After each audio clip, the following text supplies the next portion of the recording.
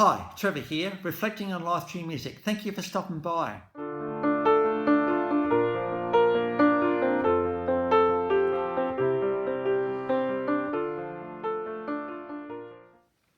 Well, coming again today, you're very, very welcome. I trust you enjoyed my last video on very innovative duo, influential duo, Daft Punk, complete with the helmets. And through the song One More Time, we looked at that thing of giving it one more go. So trust you found that one encouraging. We're going from there to 1971 in Roman, Michigan. Robert James Ritchie, born to relatively a wealthy family thanks to his dad owning multiple car dealerships. So the property was pretty extensive, and Robert really enjoyed growing up in that environment. In the 1980s, he got involved in hip-hop, rap, DJing and breakdancing. There's a little bit of a go with a group called the Beast Crew in the late 1980s. Mike E. Clark actually sort of encountered Robert a little bit and was quite taken with his energy, which led to some demos being created. And then because all the record labels could see that Robert was going to be someone pretty amazing, there were many, many offers to sign. Around 6 labels, including Atlantic and CBS Records. But Robert said, nah, I think I'm going to sign with Jive Records at the age of 17. And he would actually then become Kid Rock. And this is the guy we're talking about today. That would be his stage persona. In 1998 came the album Grits Sandwiches for Breakfast. And because of that album, as Kid Rock was really getting into hip-hop at this point, he was starting to become quite a big star in Detroit. But because hip-hop was pretty much dominated by African Americans, Kid Rock was white. He became quite good friends with Eminem, who was also white, and the two sort of created some quite interest in Detroit.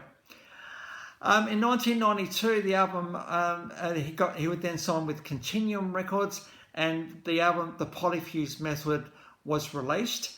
And Kid Rock was already starting to change his sound to more rock orientated, but well and truly with hip hop still in there.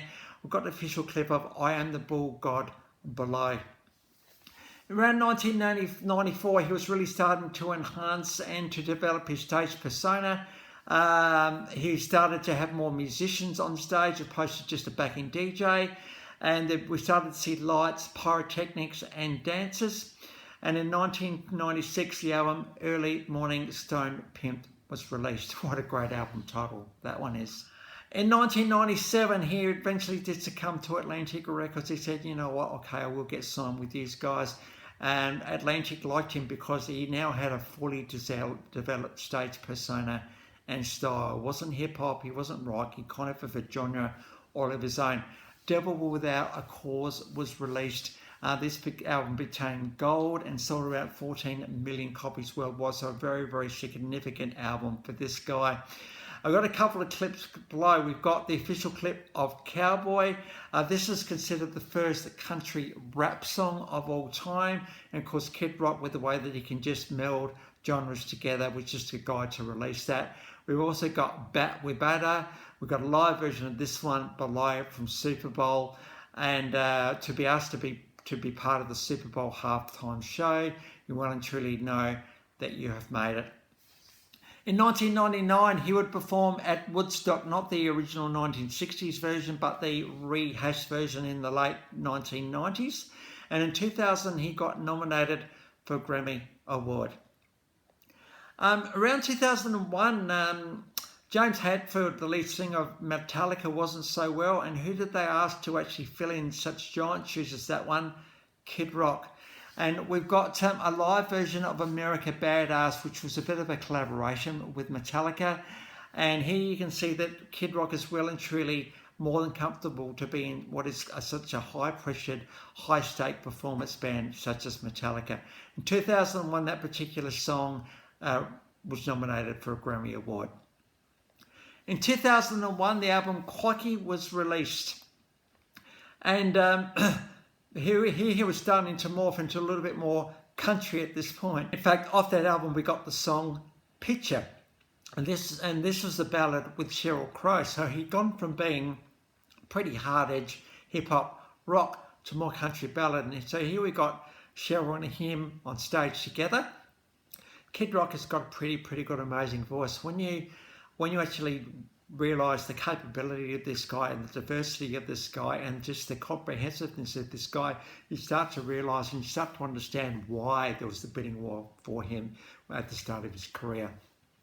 So the country ballad, we've got a live version of him with Sheryl Crow, Picture. In 2003, thought, well, actually, let's just call an album Kid Rock. So self-titled album 2003. On that album, he did release Feel Like Making Love, this Bad Company cover. This song was already almost made for Kid Rock to sing because it really and truly just shows off his voice so well. So we've got an official clip of that one below. In 2004, the album Rock and Roll Jesus came out. What an interesting album title this one is. I think every artist who becomes successful gets confronted with spirituality at some point. I mean, where does inspiration come from? It comes from outside of us often. And so I think Kid Rock, like all artists, really has also had to just think about this aspect of life as well. He had a #1 song in the Billboard 100 all summer long. Again, this is quite a different feel for Kid Rock. He's almost gone into a little bit of easy going, go with the flow, groove, smooth kind of stuff. And this song was absolutely massive for Kid Rock. I do remember this one, and it's quite amazing how you don't know who sings the song until you do a channel like this one. You realise, so he did this one. So this is an absolutely massive song for Kid Rock. We've got official and acoustic clip of this one below. All summer long, it's all about memories. It's looking back at a summer with a girl and how much fun they had. The fun, the laughter, and obviously the fun at night as well. The intimate moments, the warm caresses, the being with somebody, all of that sort of thing. The song's all about memories. Memories are really important. They really are so important. You make them because you're going to need them later, because if a person's no longer in your life, memories are the thing that will actually remind you of them. That's if you think about that person with fondness. Probably more about perhaps someone who's died as opposed to a relationship ending. But I would argue even then that when a relationship ends, the last thing we want to do is be bitter, because that doesn't affect the other person, that affects you. So what's one of the ways to deal with that? Think of the good memories. It's very simple, actually. To not be bitter, you've got to make a conscious effort to do that and to realise, well, what can I do to set myself up for future happiness and future calmness and future peace? No bitterness. Because we don't want to be waking up in the morning thinking, that person, that situation, that yuck. Obviously, if the relationship was abusive, like really abusive, we're talking physically abusive. Abuse has varying degrees, as we know, but you know what I mean by abusive. You don't necessarily want to remember that, but even then, there'll be elements of bitterness even in that. And how you deal with all that stuff can be an interesting thing. So memories are really cool. They really are. And if you find yourself sort of looking around, sort of reflectively looking in on a particular event, well, you're probably making a memory at that point. And these are the things that we'll be able to look on and think, well, actually, my life did matter. Life was really great because it's full of really good memories. So don't discount them. They're important. All of them, actually, because even if a memory is not so good, what can we learn from that memory? And it could be that memory gets resolved with something that enables you to move on or walk with something in a different way.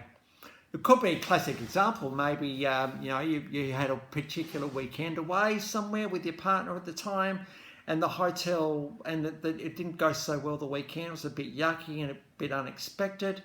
Well, what's something you could do? Well, you could go back to that hotel with when you were in love with somebody, and you can turn that nasty memory into something that's not so nasty. So we can turn memories around as well. If we can resolve them, it's a beautiful beautiful thing. So Kid Rock certainly did reflect on that with his #1 hit All Summer Long. So Kid Rock was self-taught. Hip-hop, alternate rock, southern rock, classic rock. Country, Kid Rock well and truly not defined to a genre. Between 1990 and 2022, there's been 12 studio albums, 2 EPs, 1 live album, 41 singles, and sold around 35 million albums worldwide, so well and truly successful in the scheme of things. There's been a few little awards here and there and a few Grammy nominations. So it's good to be able to reflect on this artist today. So the links to those 8 clips in the description below. And I've also included my last video from Daft Punk. So if you want to recap on them, feel free. Well, if this is your first time to Life Reflection through music, or you've come back for another one, how great to see everybody here. Well, that's it for today. Next time we're going to get on to Dr. Dre. So until then, I'll catch you around. Bye for now.